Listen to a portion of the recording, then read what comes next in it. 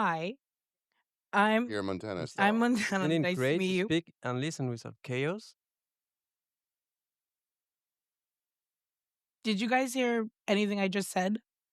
Or was it a little bit hard because there were so many voices speaking at the same time? There are so many ways that our app and our phone can speak and listen to the user. Like I got mine to have a conversation with itself. So today I'm here to show you what I learned building a knock knock joke application, the my best practices and mistakes so you can avoid them. So when you think about your phone speaking to you, you're probably thinking about AV speech synthesizer that is in the AV Foundation framework. Here is where you'd make a synthesizer and you'd send it an utterance and you tell it to speak. So for this code here, it would speak out loud to the user saying, "Hey, my phone, this is your phone speaking." But when I started working with audio, I wanted to do a project that was a little more fun and kind of cringy. So I made a knock knock joke application. And the first thing I needed it to do was to speak out loud to the user, but first change the text to say knock knock. But pop quiz, there's another way for your phone to speak out loud to the user. What is it? Thank you. Yes, it is VoiceOver, which is the built-in screen reader for anyone to use, more specifically users for who may be visually impaired. And it speaks out loud to them describing what's on the screen. You'll hear more about this in the next talk with Ben, but for now, all you need to know is that AV Speech Synthesizer and VoiceOver can speak out loud to the user. So, what exactly happens when VoiceOver and AV Speech Synthesizer try to speak at the same time? Well, they're both essentially yelling at you at the exact same time, and you can't understand any of them. So when I first started doing this, it didn't seem right because I thought that voiceover would be more important and maybe pause my audio while it was talking. But that's not how it works outside the box.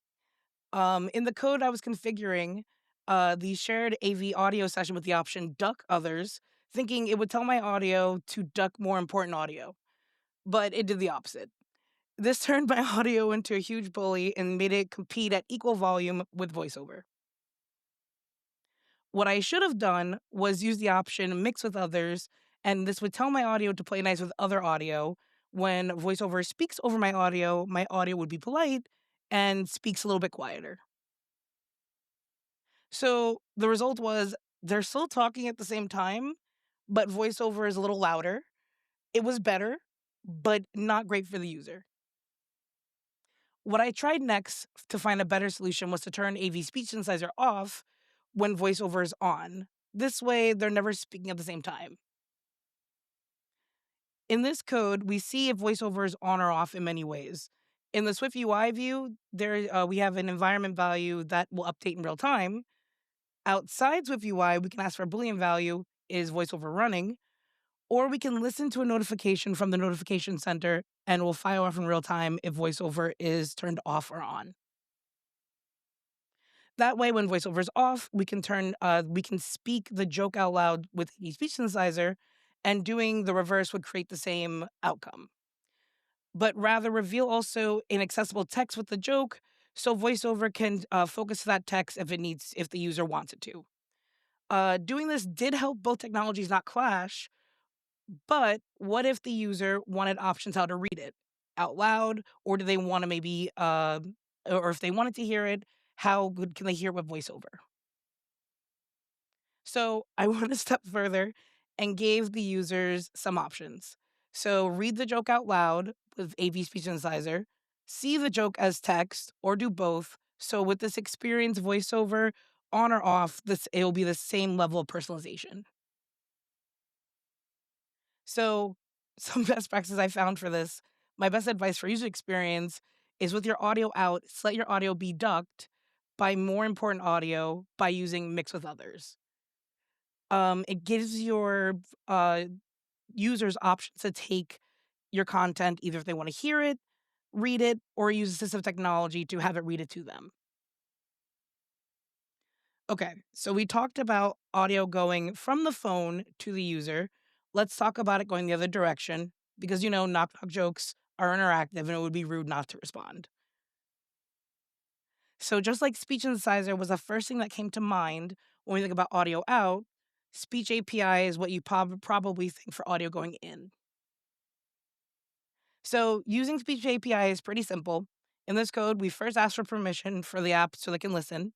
We start listening to what the user says, and finally, we do something with the transcript, like show it on screen or act on a command.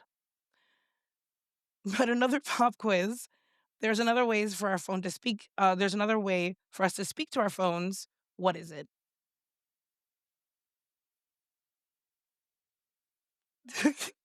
Thank you. It is voice control.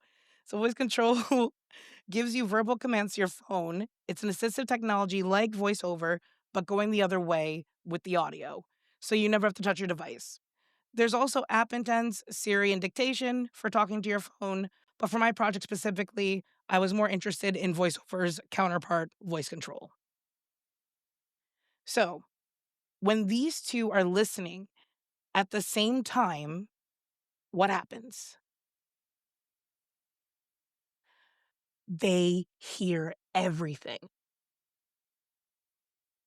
Voice control is really good about listening to only certain things and ignoring the rest. It hears when you say, like, go home or tap three, but ignores everything else you say. But speech API, however, hears it all. Just this could lead to some recording issues meant for voice control, like go home, instead for our app to say, like, who's there. Unlike voiceover, it we can't know when voice control is on or off. So and to do anything about it. So what I found works best for the user was to show speech API text of what speech API heard inside of a text field so the user can fix anything in real time that isn't quite right. I also gave the user buttons like start or stop listening and made it really clear when I was listening, which helped not let any extra noise get in while testing the user and also making sure the user is ready to be listened to. One funny thing I did find when coming across this was when I was putting the audio out and in together, Speech API and AV Speech Synthesizer were actually able to talk to themselves. When I was checking the documentation on this, it says this shouldn't be able to happen. But when I had my audio turned up loud enough, the API heard it and was recorded, and the synthesizer was able to read it out loud. So my phone could basically tell the joke itself without me being there. So it wouldn't be any fun if I just talked about my knock knock joke application without showing at least one cringy joke. So without further ado, Knock knock. who's there? Theodore. Theodore who? Theodore wasn't open, so I knocked. so so you get cringy jokes, you know.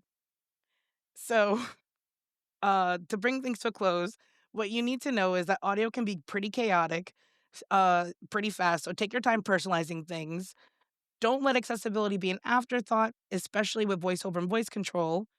Make sure to test your audio combination so the user has transparency for what could happen and just break stuff and figure out what works best for you.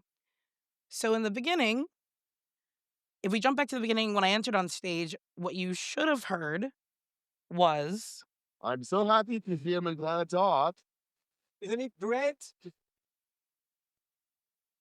and hi, I'm Montana. I'm really glad to be here. Thank you.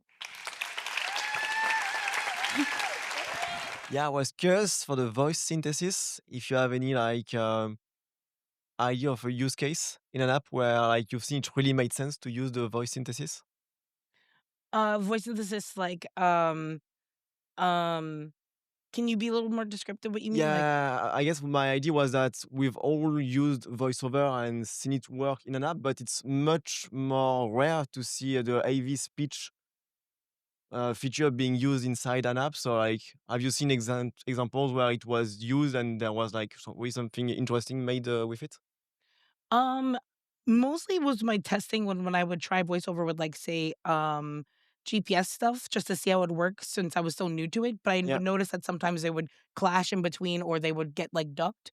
So I haven't seen too much of it, so it was mostly just practice, but, I would definitely try other scenarios to see where it can maybe be a little bit more helpful. But I just thought it was kinda funny when I was doing it, so I was like, let me just see what can happen, but, um, yeah, yeah, Mapping navigation and any use case where like you're not necessarily looking at the phone all the time, like makes a lot of sense. yeah. Yes.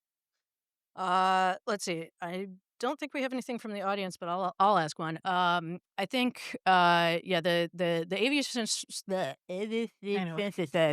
AV speech synthesizer, in addition to being very difficult to say, there's definitely a lot of like documentation around it. But sometimes when there's something that has like a ton of documentation, it's hard to figure out like what's the best way to actually work with it. So when you were learning how to do this, like what did you find to be helpful in terms of like learning these new APIs, being able to work with the stuff that you hadn't worked with before? That's fair. So I would essentially look up apps that were using it basically and see how it would work, and then from there kind of implement, well, what happens if I have other things like other uh, voice technologies breaking into it? Hmm. So it just took a little time, and essentially I would just look up also other people who would do something with it and kind of just test stuff out. Hmm. So that's why I mentioned break things, because literally the only way I learn is by essentially trying something out, and if it breaks, then get upset, then figure it out, and so um, yeah. Yeah, cool. Montana, thank you very much. Thank We're you. gonna get out of here. Thank you so much. Yeah.